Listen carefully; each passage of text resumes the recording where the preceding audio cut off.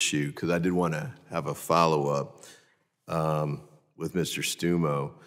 I think you suggested eliminating de minimis entirely.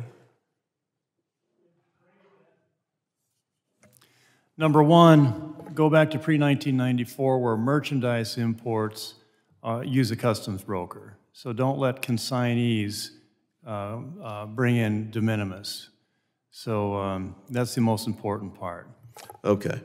With that, secondly, if you have very risky goods like apparel or risky countries like China, which 90% of our counterfeits, 80 to 90% of our counterfeits come through, they're ineligible. But Canada doesn't let de minimis come in through Canada Post. The EU, with their VAT de minimis, they tried to go down to like $10, I think, for VAT de minimis, and they had tons of cell phones allegedly coming through at $8. And you know, and so they just shut it down to zero. I just talked to Mexican Retail Federation; they want to shut it down. So this is, you know, the broker, the consignees should be shipping. They can't enforce 500 different trade laws. well, let me follow up on that. So with respect to, you're just take it down, not from 800 to back to 200, but just take it to 0 is what you're suggesting. Well, you know, we can still bring in the knickknacks and the snow globes from overseas and let grandma send us a book. But for this to be a major commercial channel, you're gonna ease so much burden from CBP by redirecting these goods right through normal entry where they have to file the paperwork, the customs brokers do it, just like they used to. All right, so you wouldn't need additional CBP staff?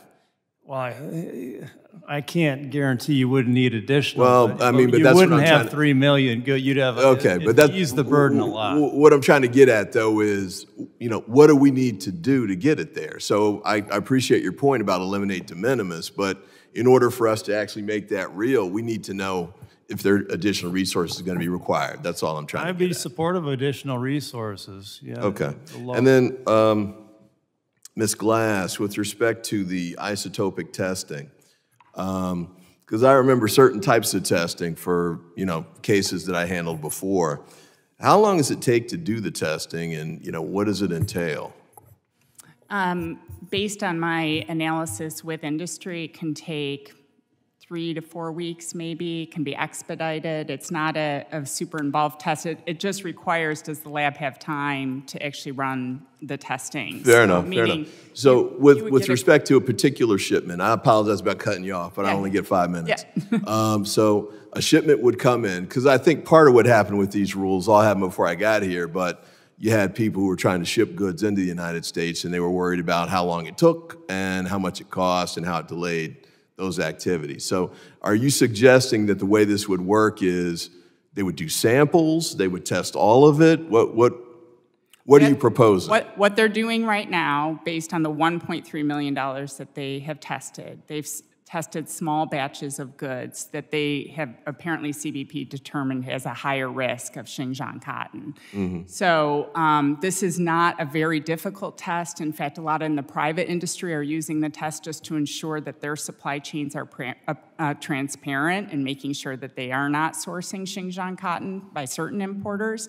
But others are just using the free flow of de minimis to get the products in because they know these are largely uninspected. Other reporters, like Sheridan Prasso from Bloomberg, did a report that tested various Shein products she bought off the website, since it's essentially a de minimis company. And all of them, practically all of them, tested positive for Xinjiang cotton. Okay, so with your organization represents a group of textile companies, I take it? Yes. Okay, and so to the extent there were delays that were created by this process, if we add this in, your organizations, your association members would be supportive of that, because I'm sure there are other businesses that would be complaining about it. You'd stand up and say, this is something the United States needs to do. Absolutely. Okay, and with respect to extra costs that might entail, your organization would support providing additional resources so that those tests could be done, and additional staffing and the like.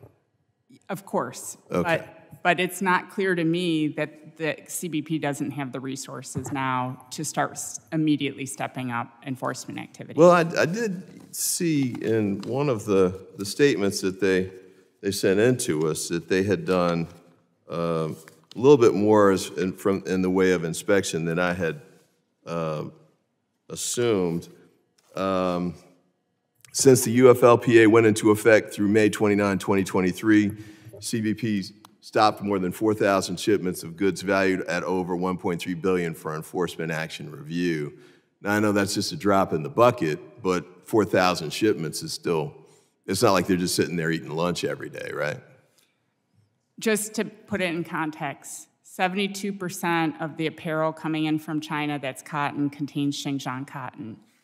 I don't disagree with that stat, but but what I'm trying to get at, though, is in order to check the other 72%, it's going to take additional resources. They're going to need more people and more ability to do it. If CBP needs additional resources, they need to tell you. Yeah, of course, I support it. But I also want to make sure that right now we're bleeding. And so I'm trying to figure out a way to stop the bleeding by using resources already appropriated in order to address that. And if they need more resources, we'll be the first to support that, first in line, and we'll advocate for that. Excellent. Thank you so much. I yield back.